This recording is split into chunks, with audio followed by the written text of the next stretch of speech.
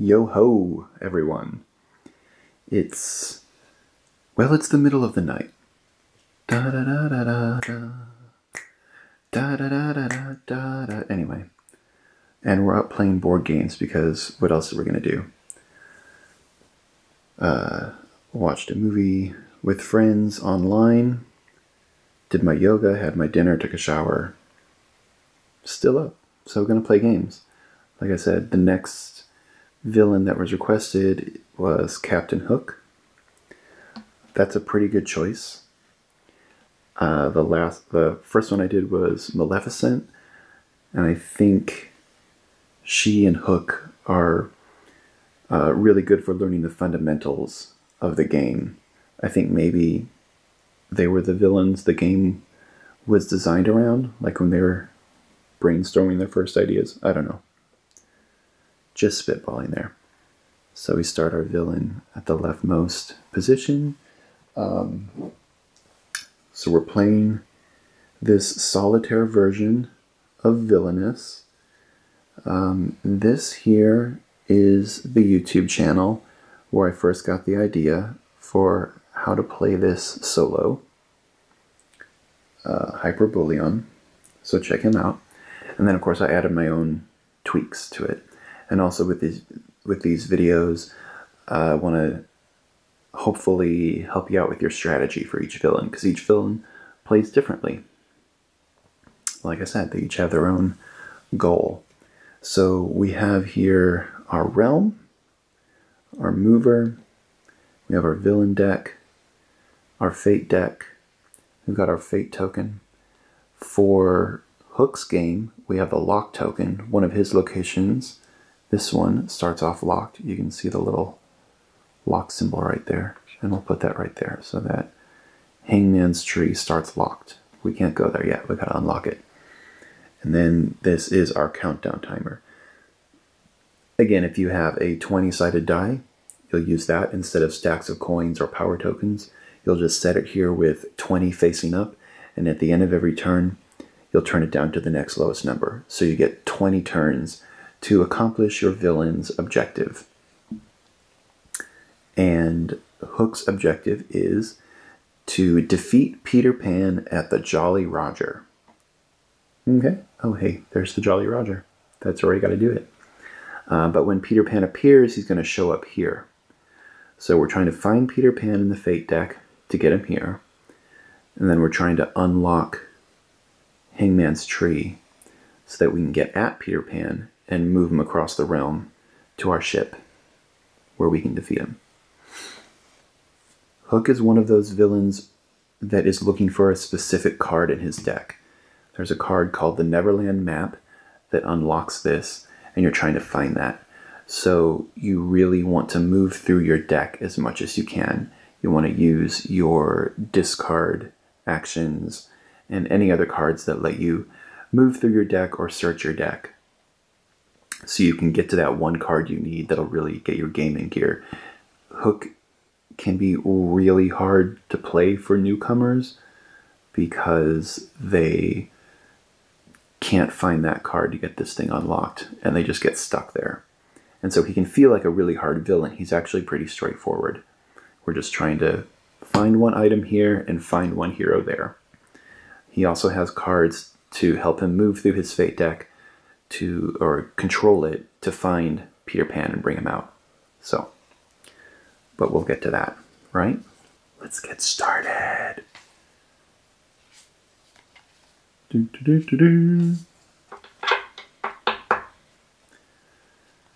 All right, so here is our first hand. It is decent. Okay. No map, obviously, yet. So, like I said before with Maleficent, there's usually one space on your board that has a gain 3 power and 2 play a card symbols. And that is where I tend to end up a lot. It's where I'm going to start my game. So I can right away get a bunch of power and get some cards out on my board. I have a couple of allies Mr. Starkey. He's just sort of a random ally. He's honestly better later in the game when you're trying to move Peter across the board. You can play him to Peter's location and then move Peter one space. That's pretty handy. But we got him early, so I don't know, what you gonna do? Our other ally is the boarding party. When you play them, they can be used to defeat a hero at their location or at an adjacent location. Most of the time when you get an ally, there are a couple of allies in the game that are like this. They can defeat a hero next to them also. So it's usually best to put them in one of these two middle locations to make the best use of their ability.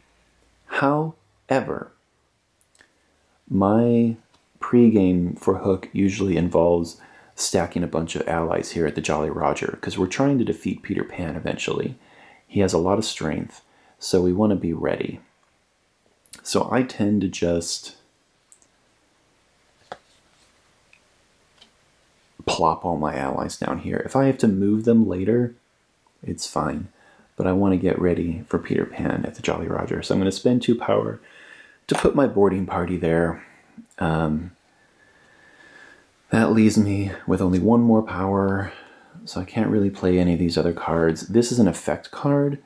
Move an ally to an adjacent location. That ally gets 2 strength till the end of your turn. I don't need that right now. Obviously, that's usually used for helping you defeat heroes. But I ain't got any right now. I love the items in Hook's game because they add extra action symbols to his locations. So even if, say, these top 2 were covered by a hero, if I stuck this here, I could still collect 1 power at that location. But it costs 2 power to play and I'm down to 1. So that's going to be it for our turn. The other symbol is a move item or ally symbol, and we're not doing any of that either. So we are done. Oh my gosh. I'm really fussy about keeping my board and my cards straight. So it's late at night, so I've got the light on. That's why the lighting looks kind of crummy. I don't have that lovely daylight coming in, so it may be hard to get that glare happening on these cards. Sorry about that. I'll lift them up whenever we need to see them. Okay, so that's my turn. For the first turn, I'll draw my hand back up. I have a condition card. That's something that you play during someone else's turn if certain conditions are met. Since we're playing solo, we only get to play this if we roll a 5 or a 6 during our fate roll. So my turn is done. I'm going to lay my cards down. I'm going to discard 1 coin from my countdown timer. And then I will roll my fate die. I rolled a 3, nothing happens. If I rolled a 1 or a 2, I would play fate against myself. If I rolled a 5 or a 6, I could play a condition card. But I didn't, so nothing happens. Ooh, I know what we can do. This will be a fun move. We'll move to Skull Rock for our next turn. We'll gain that 1 power. So now we have 2. And we will use our play a card symbol. And we'll play this item. Play that down to the bottom of our board for 2 power. But look, now we have another symbol at that location. So I can right away use this symbol and gain 1 more power back. So it's like I played it for half price. Isn't that nifty? Okay. I don't have a lot of use for this Aye Sir card. I've got a discard action here, so I'm going to get rid of that. So this condition card helps you move through your fate deck in your search for Peter Pan, so that can be pretty useful, but it's kind of a toss-up as to whether we'll actually get to play it or not. Because if you were playing a regular game, you'd have to wait for another player to defeat a hero, specifically a hero of strength 4 or more. That's a pretty powerful hero, so you never know when that's actually going to happen. And so I don't really feel like carrying this card around in my hand waiting for the chance to play it. So I'm going to discard that and my Aye, sir. I'll just be left with Mr. Starkey. I am going to go ahead and play my fate symbol here, which in this version of the game means rolling the die again. I rolled a 6. Okay, so in this version of the game, when you're just playing fate by yourself and there's no actual opponent to play fate against, I made it so that it sort of replicates the effects of having played fate. If you rolled a 1 or a 2, you gain 1 power. That's sort of like setting your enemy back a bit. You actually get 1 power. If you roll a 3 or a 4, nothing happens. If you roll a 5 or a 6, here's what we're going to do. We're going to take our fate token, and we are going to put it on top of our fate deck. When you are playing this game with 4 or more players, that's when you bust out the fate token. And if someone plays fate against you, you take the fate token, and no one else can play fate against you until the token moves to someone else. So they get fate played against them, and they take the token. And that just, it pretty much just helps one player from getting ganged up on a whole bunch of times. Like if there are 3 other players, they could all play fate against you one after the other, and you just get stomped. And so for balance reasons, that's why they create the fate token. So this kind of replicates the idea that you have the fate token and you're protected for right now. So if I roll fate against myself on a future turn, I would just remove the fate token rather than play fate against myself. Does that make sense? Are we all clear? Yeah, we've gotten through like 2 whole turns. I swear now that I've explained things, it's going to go a little quicker. It'll be fine. It's fine. We're all having a good time. It's late at night, or practically morning at this point. So that's the end of my turn. I'm going to draw back up to 4. Let's see what we've got. Oh, we have some good allies. We have a nice item. Okay, that's a nice draw. Still looking for the map, but these are good cards. We're doing good. So we'll set our hand down. Discard a countdown timer.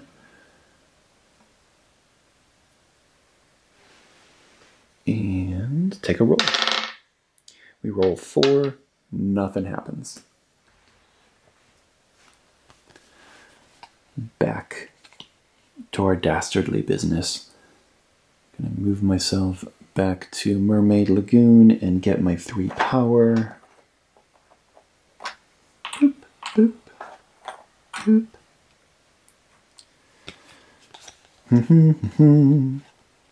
So like I said, I like to just pile up my allies here at Jolly Roger in anticipation of the fight against Peter Pan.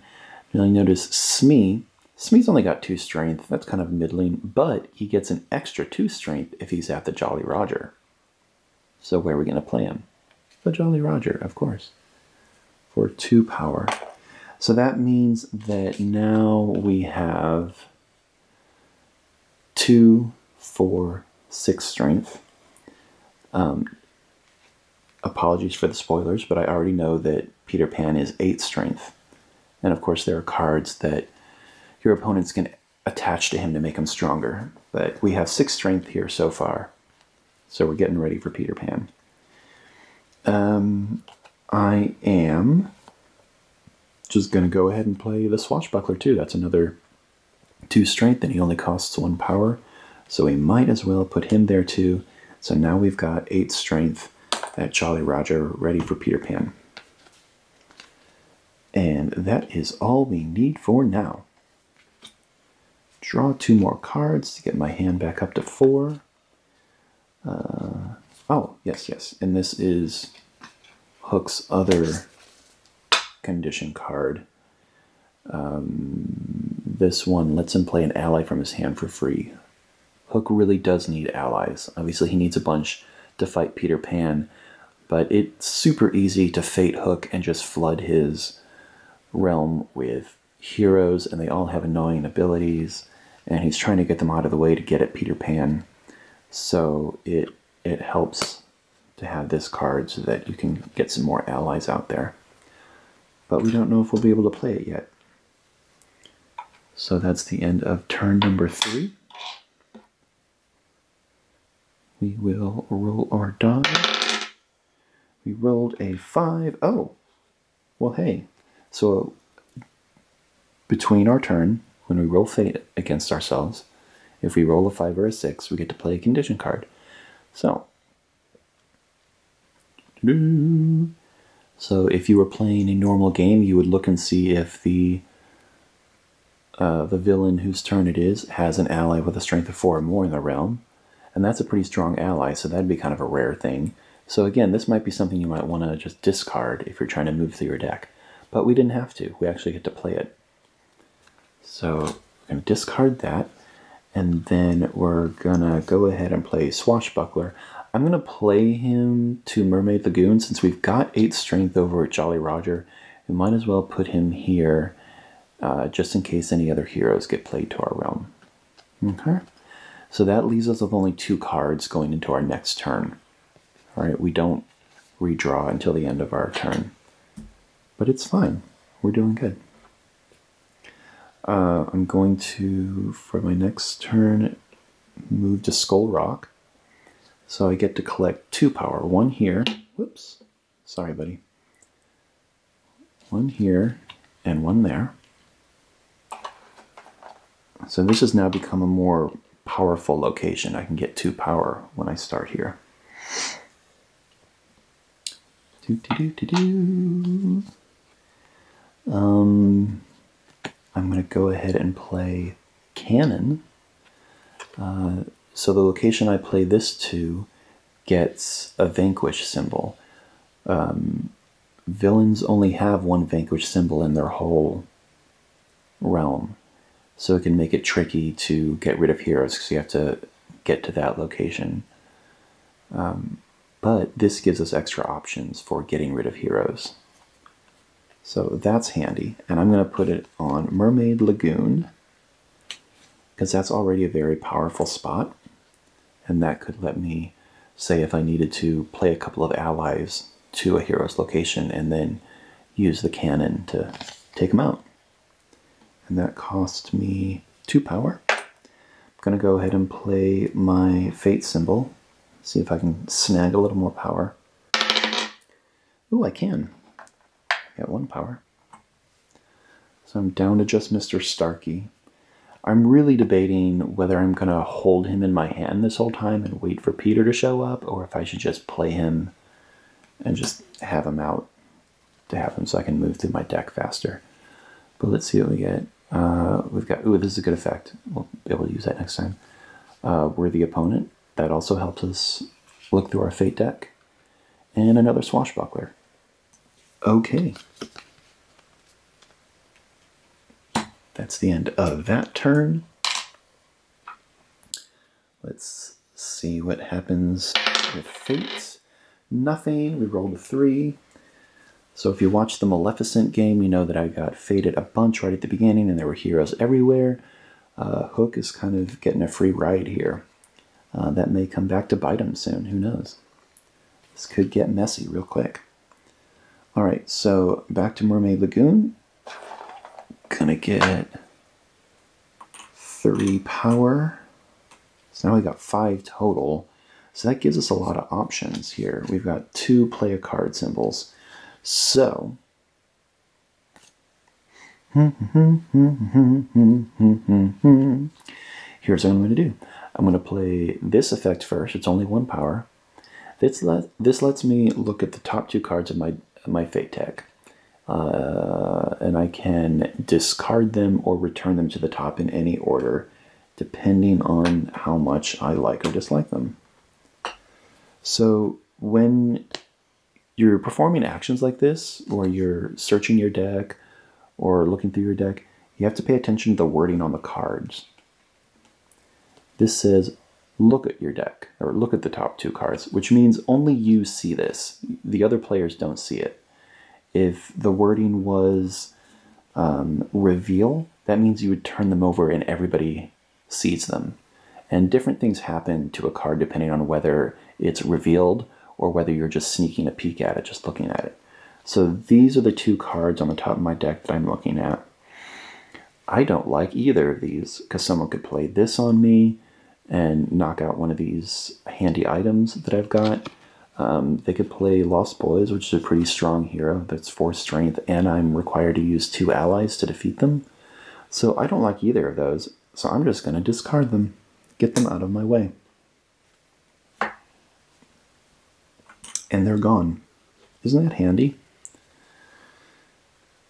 Ta-da-ta-da. And then we're going to play Worthy Opponent. This costs 0 power.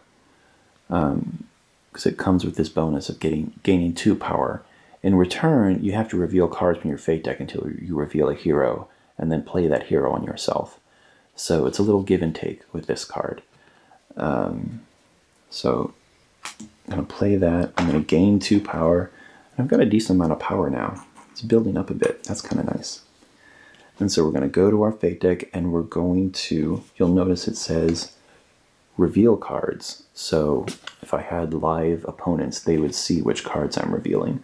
They didn't get to see these. Okay, so the first card I revealed was a hero. Now, normally, if I'm playing Fate against myself, I want to be hard on myself because I'm trying to replicate the experience of my opponent playing a card against myself. This card specifically is letting me play Fate against myself, so I get to choose where Tinkerbell goes, and I can put her in the spot that causes the least trouble to me. So you see her abilities to discard 1 ally from her location. So I'm going to play her to a location that doesn't have any allies. Bottom there, and then she doesn't bother me. Well, not much, anyway. Okay, that was a very successful turn. And you know what else I can do? I can use my move an item or ally symbol and just move my swashbuckler over here. Now he's here. And then I can use this vanquish symbol on my cannon and just get rid of Tinkerbell right away. See how nicely that worked out? Oh, and I still got to put my Fate symbol up here. Okay. That was a pretty decent turn.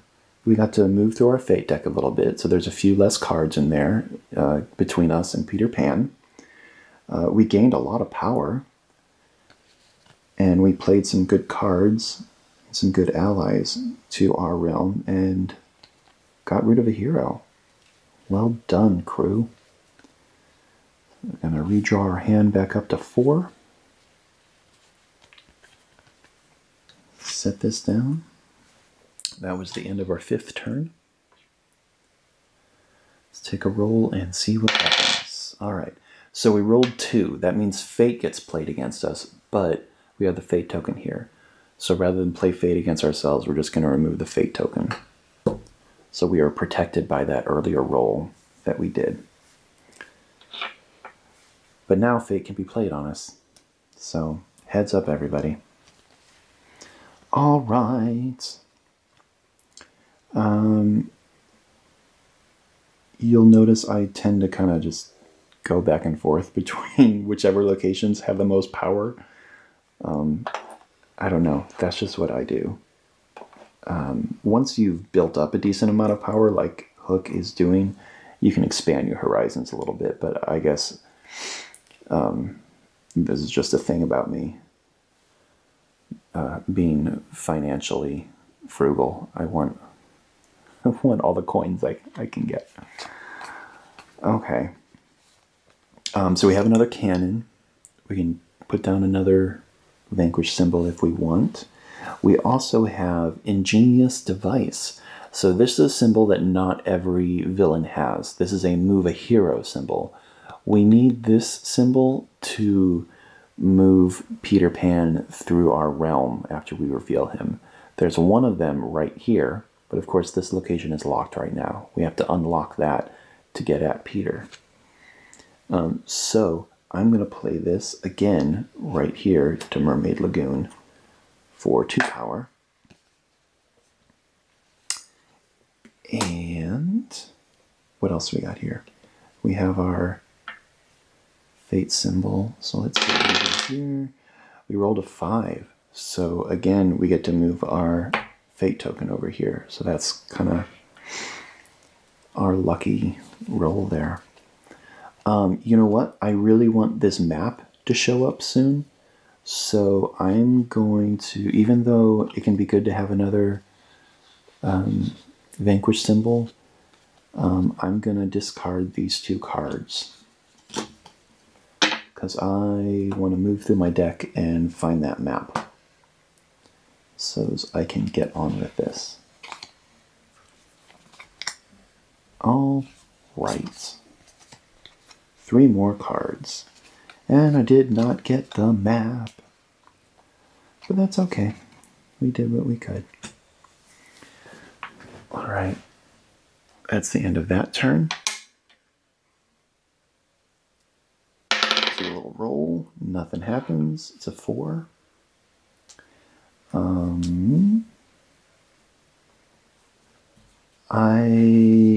Like I say, I really need to discard and get some cards out of my hand to find that map. So I'm going to go to the Jolly Roger. I have a decent amount of power. I'm doing fine. So I'm just going to collect 1 power.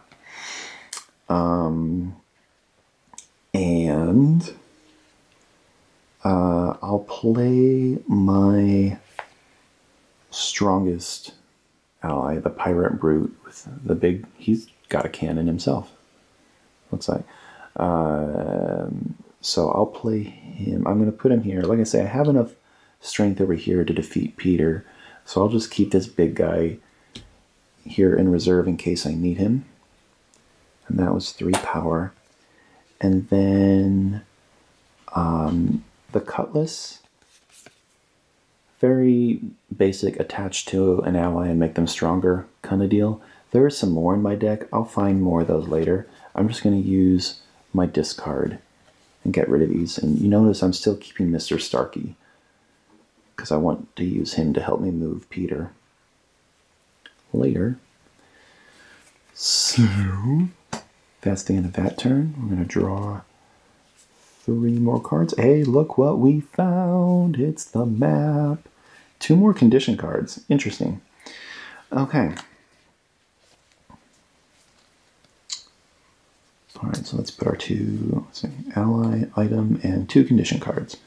All right, so that's the end of that turn. Dum. Roll for fate. We rolled a 5, which means, let's see.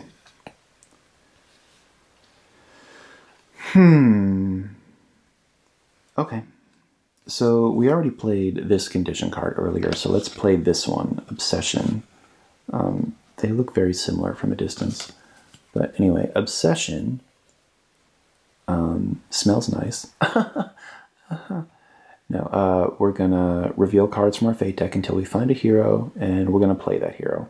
So again, we get to choose where this hero goes, because we're playing, within the rules of the game, we're playing Fate on ourselves. So we can put the hero at the least problematic location.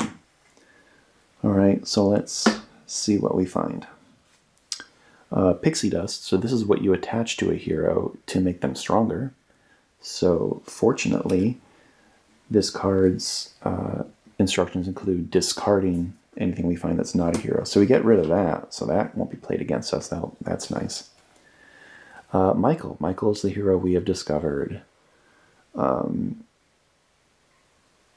And he gets stronger if there are other heroes in the realm, but there aren't. So he is 1 strength.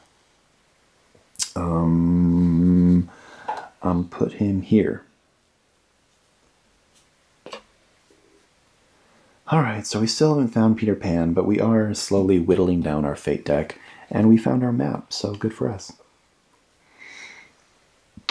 Okay. We're going to move here to Mermaid Lagoon, and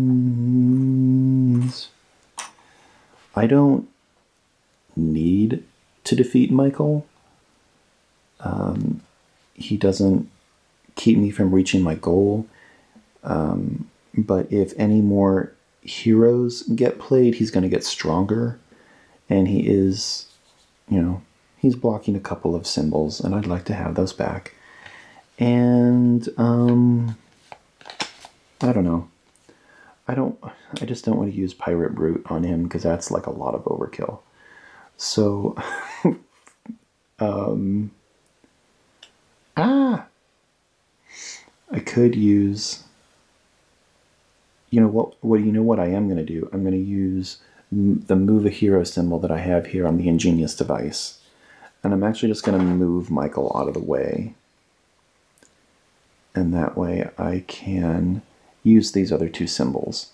And you know what I'm going to do is I'm going to use my move an item or ally symbol, and I'll move the swashbuckler over here.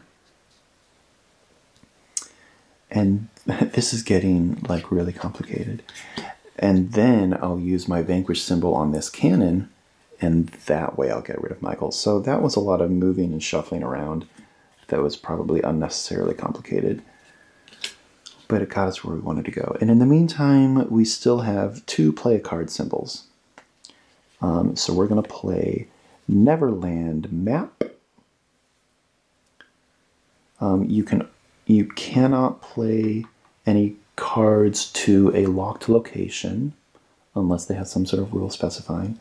But we're using this to unlock Hangman's Tree. So I tend to just play the map right here. It costs 4 power. That's quite a bit of power, but it is getting us to our goal. So now we get to unlock Hangman's Tree.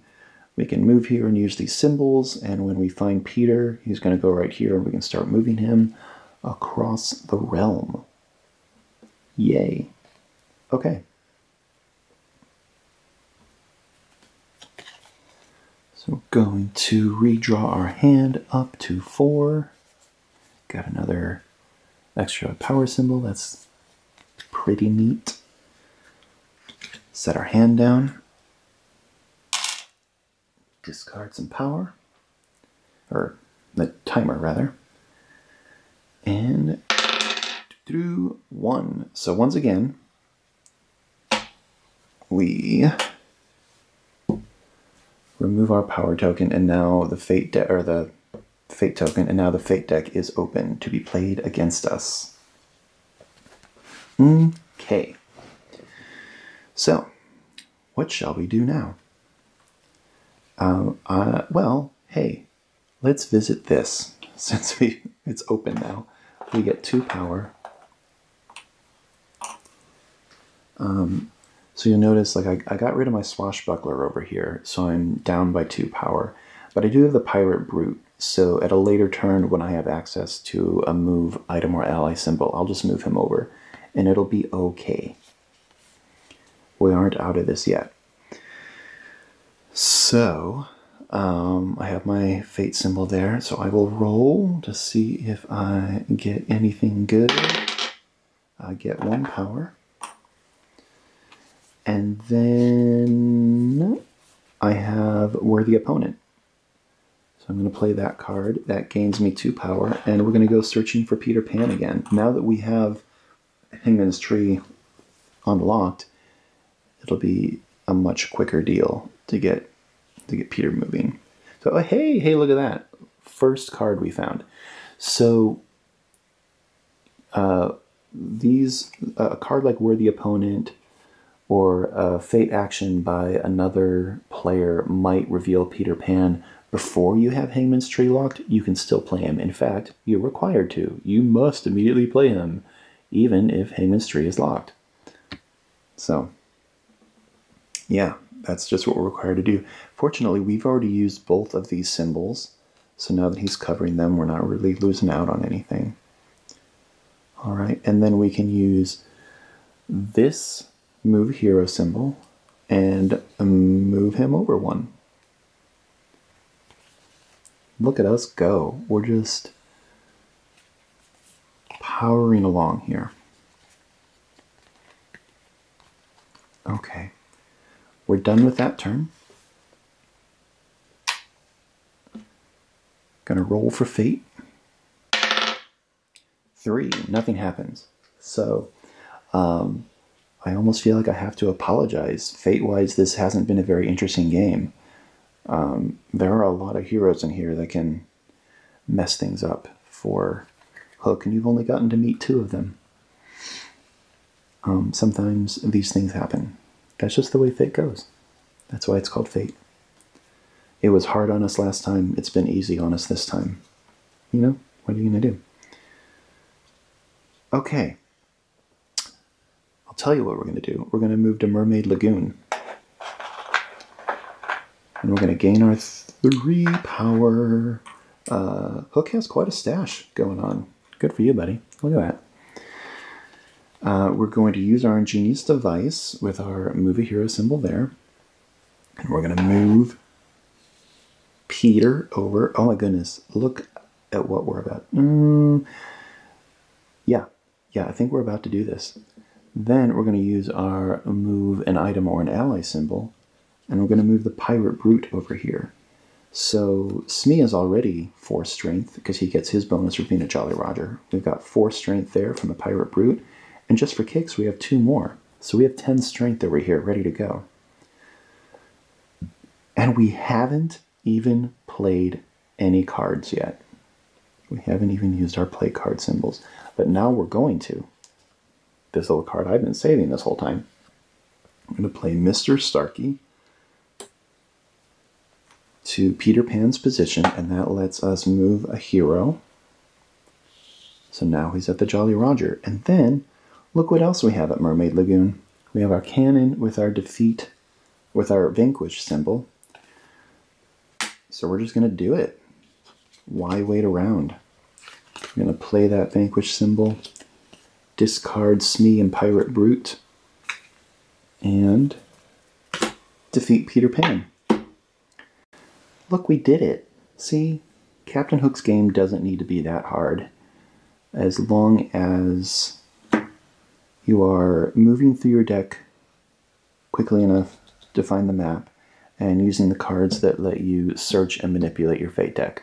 We also got a couple of lucky rolls in this version of the game that protected us from fate. So maybe that wasn't quite fair. I don't know. There are other cards in here. I really love TikTok. Captain Hook must immediately discard his hand because the crocodile ate his hand. Get it? Yeah. There's also this taunt card. You attach that to a hero, and Captain Hook has to defeat that hero before he can defeat another hero. So that can slow him down, because he's got to defeat like Wendy or Michael or John or whoever before he can defeat Peter Pan. So if you're playing against Hook, you find this card and there's a hero out there, that's a good one to play. We've got Wendy here. She strengthens all other heroes in her realm so she can make Peter Pan stronger. I don't know why they chose a picture of her being all like scoldy and mean when they could have just had something with her being pleasant and charming like she is, but that's what they did. There are 3 total pixie dust cards, so you could potentially just stack all of these on Peter Pan. He's already 8 strength, which is one of the strongest, I think the strongest hero in the game. So you could potentially get 6 more strength piled on top of him and really make it difficult for Hook to defeat him. You have John, some more Lost Boys. Yeah, so we didn't have to deal with any of that, so good for us. We got by pretty clean. Well done, Captain. Proud of you. I'm clapping for you because you can't, because you only have 1 hand. I'm giving you a hand. The puns are really terrible. It's the middle of the night, guys, like I said. So, more villains to come. The next on the list is Ursula. Just gonna work my way through them. If you like this, please leave a tip. Ko-fi.com/Strugi. Like everyone else, I'm currently in self-quarantine. I live in Los Angeles. We have a pretty strict directive to stay at home. I have 2 weeks paid leave from work, and then I don't know what happens. So I am trying to make some fun content, trying to write some things. I have a podcast called Dates with the Jesus Gay that you can check out. And I will, see there, Dates with the Jesus Gay. I even tell my own story on it. It's the coming out stories of LGBT Christians. So yeah, there'll be more Disney Villainous stuff. There'll be more podcast episodes. There will probably be some Star Trek related content, more board game stuff. You can watch my stories on Instagram. I do some cooking there and other things like that. So if you like anything you see, please help out a writer in LA trying to pay his rent while we all go through this.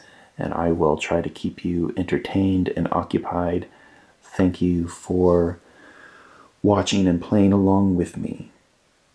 Go get some sleep, everybody. That's what I'm going to do. Yo ho, my hearties.